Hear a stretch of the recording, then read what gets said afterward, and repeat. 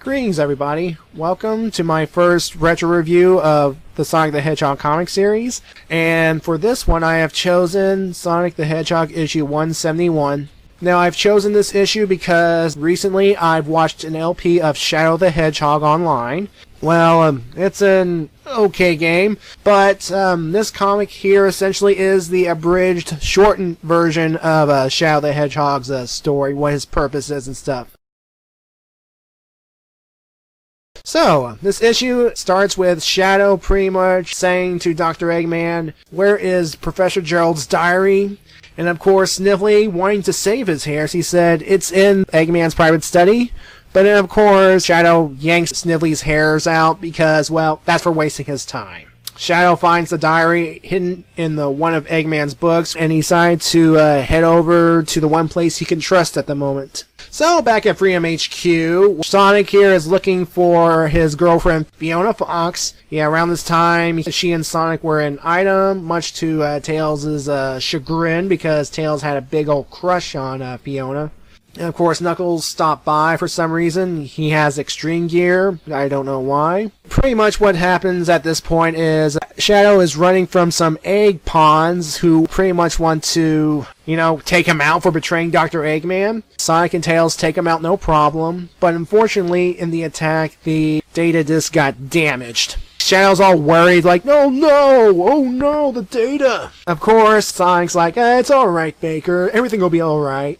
They took the damaged disc to Nicole to have it analyzed. What they're going to do is, Nicole said that she can digitize Shadow into the disc to get the information needed because they can't display it in its current status. And of course, Sonic wants to go with them. The hairs on the table, yep, that's Sniffly's hair. Pretty much when Sonic and Shadow got digitized into the disc, it also digitized Nicole into her Lynx appearance. I believe this is the second time in the entire series that Nicole's Lynx appearance shows up, before it becomes a more permanent fixture in later issues, and Sonic pretty much likes it. Anyway, this simulation that they're going through right now is actually a recreation of the Ark. Of course, while Sonic, Shadow, and Nicole are exploring this simulation, Freedom HQ gets an alarm because Sniffly has arrived and he is here to reclaim his lost hairs. Man, that guy's got a big ego. I mean, seriously, they're hairs. I mean, there's like 6 of them. Of course, Sniffly arrives in the egg lobster, and he wants his hairs back, and he and Knuckles pretty much duke it out. Meanwhile, in the simulation, Shadow encounters a digital copy of Maria and Professor Gerald.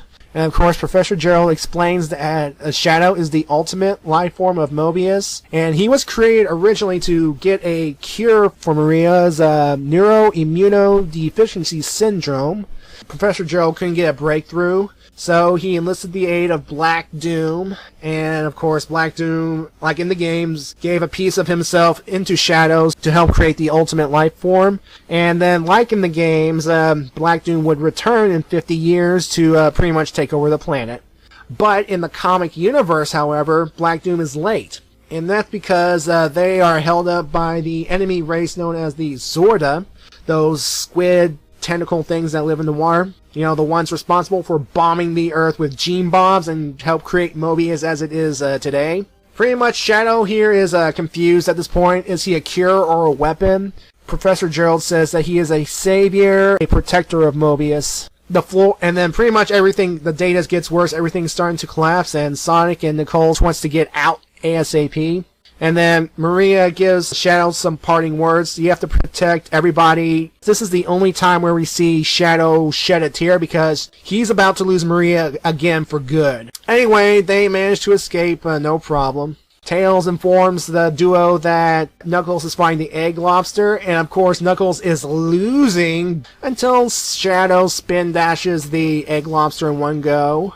As he gives Sniffly his 6 hairs back, he says a speech that would fit one of the 10 endings of the Shadow the Hedgehog game. I could hear Jason Griffith's voice going, I am Shadow the Hedgehog. I am the union of ideals, dark and benign, but ultimately built in the name of love. I am the ultimate life form. I am the protector of Mobius. Run home to your master and tell him. This is who I am! Now that that's taken care of, Sonic ponders where Fiona is. And folks, We all know that Fiona at this point is making kissy face with Scourge the Hedgehog. And there's also a backup story. It features the Dingo regime attacking the remaining Echidnas on Angel Island in the Mushroom Zone, I believe. The Dingo regime gets under attack by the Destructrix, I can't say that name. The Fearsome Foursome plus Sleuth Doggy Dog and Drago Wolf. So, those guys. Anyway, Locke sees them protecting the Echidnas, and that's where Dr. Finitevus shows up. And he said that these mercenaries are here with me. They've reformed and they're here to help protect the island. Of course, Locke doesn't believe him until Dimitri, Dimitri, who at this point is a bubble in a head, says that Finitevus just saved his life and, well, he's pretty much a good guy. He can help things out around here.